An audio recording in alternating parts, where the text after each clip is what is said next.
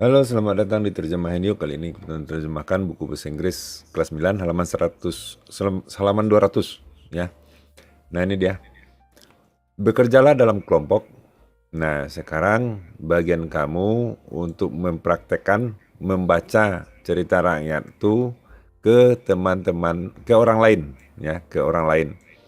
Pastikan kamu mengetahui makna dari masing-masing kata dan mengucapkannya secara bermakna ya. Keras, jelas, dan benar. Secara bermakna itu jelas intonasinya ya. Itu maksud dari secara bermakna. Gantian ya, membacakannya itu secara bergantian. Perbaiki jika ada kesalahan-kesalahan pengucapan yang kamu dengar. Pergunakan kamus, jika ada masalah tanya ke guru. Nah, ini dia. Yang kedua, sebuah cerita rakyat adalah salah satu jenis dari cerita. Ya. Pada dasarnya, ada 3 bagian dari sebuah cerita. Bagian pertama, men-setting atau mengatur atau menempatkan bagian-bagiannya dan memperkenalkan karakter. Ya. Memperkenalkan karakternya. Ya. Itu dia. Yang kedua, pada bagian kedua,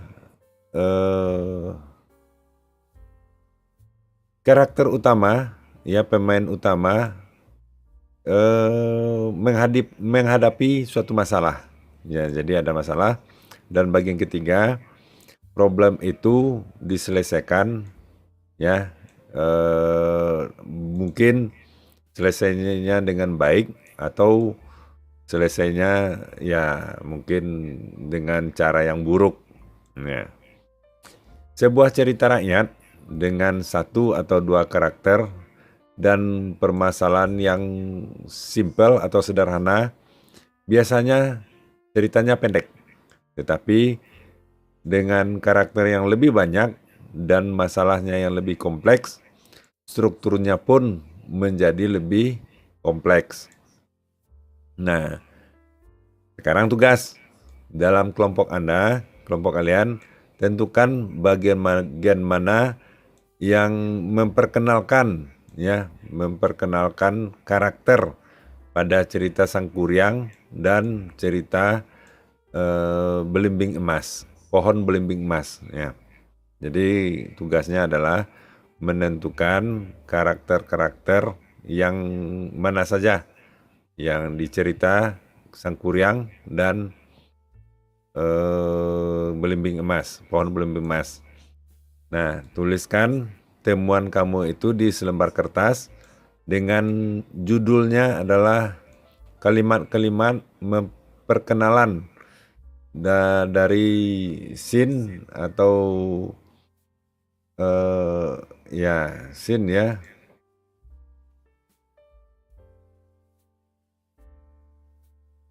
Dan karakter. Kemudian bagikan ya hasil kamu itu di kelas. Nah, ini dia. Kita lihat bahwa atau adegan ya, scene itu adegan, maaf. Scene itu artinya adegan ya. Nah, kita kerjakan. Nah, ini cerita Sang Kuryang. Yang pertama adalah kita buat scene karakter ya. Scenes dan karakter dari Sang Kuryang ya.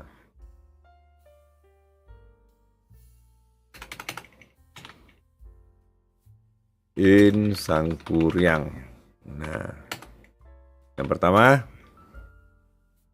tentu di awal ya. Di awal diperkenalkan diperkenalkan karakter pertama yaitu Dayang Sumbi. Ya, ini dia.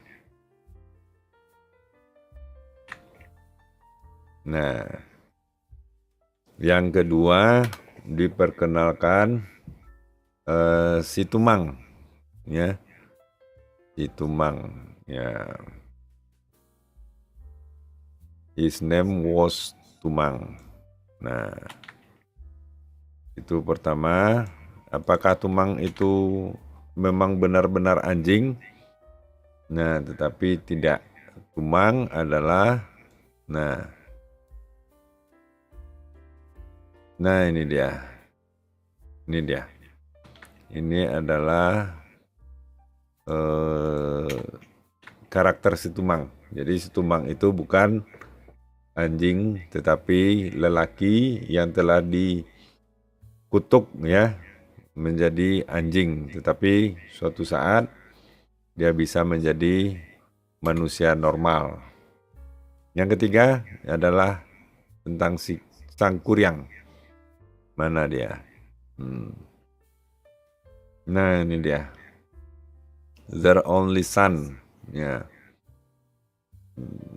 Only boys. Nah,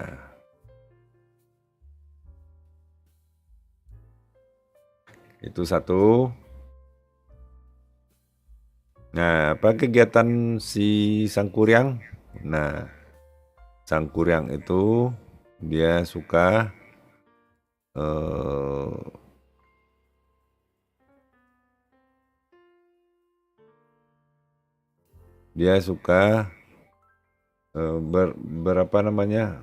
pergi ke hutan berburu rusa, ya, berburu. Itu dia kebiasaan si Sang Kuryang. Dan juga di bagian akhir beberapa tahun kemudian, nah ini juga powerful man. Jadi Sang Kuryang ini ada dua karakter dia masih anak-anak dan karakter dia sudah dewasa, ya. Nah, lanjut. Ini kita kopikan lagi. Nah, karakter di The Golden Star Fruit Tree. Nah, ini karakternya.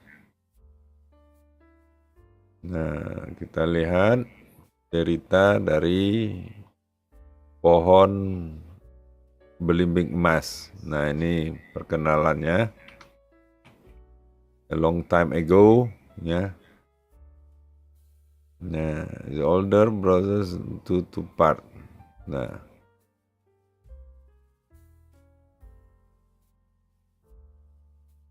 ini dia perkenalan.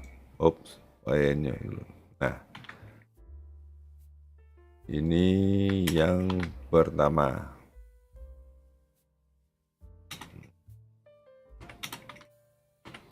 Di paragraf 1 itu semuanya, ya. Ini karena pengaturan di ini. Nah, itu dia. Nah, kemudian ini lagi. Nah, ini itu dia.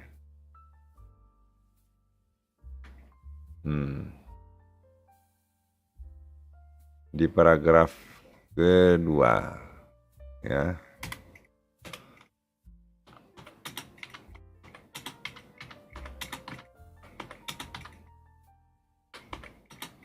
Nah, itu dia jawaban dari halaman 200, ya.